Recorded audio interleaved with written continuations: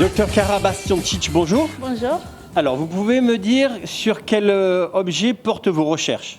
Alors, mes recherches sont focalisées sur le traitement du glioblastome, qui est une tumeur cérébrale, qui est actuellement incurable. Et mon objectif, c'est d'étudier qu'est-ce qui se passe chez l'homme après chirurgie et comprendre comment il se développe les récidives tumorales après résection.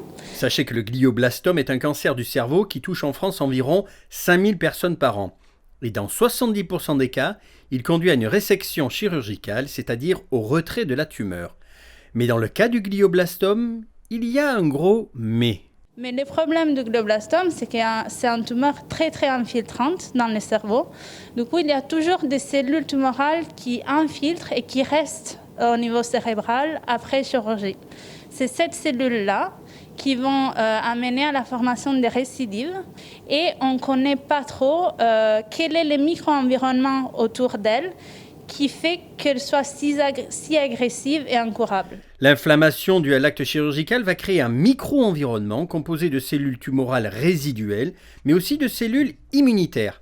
En démontrant que ce sont bien les interactions entre ces cellules qui sont à l'origine de la récidive, le docteur Bastiancic ouvre la voie à un nouveau traitement. En étudiant ce micro-environnement, donc tout ce qui est autour de la résection chirurgicale, je vais essayer de développer des traitements qui ciblent différentes populations cellulaires, donc pas uniquement les cellules tumorales infiltrantes, mais aussi d'autres populations qui semblent jouer un rôle, et essayer de les cibler et donc d'avoir un traitement qui soit durable dans le long terme.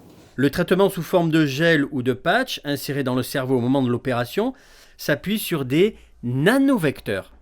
L'objectif des nanovecteurs, en général, c'est de protéger la molécule active, donc les médicaments. Donc, on a besoin que ces nanovecteurs diffusent dans le cerveau et éventuellement qui ciblent les cellules tumorales ou les cellules d'intérêt et agir directement sur cette cellule en protégeant les tissus sains qui est à côté de cette cellule. Vous êtes fier de ce que vous faites? Oui, ça me plaît beaucoup. Oui.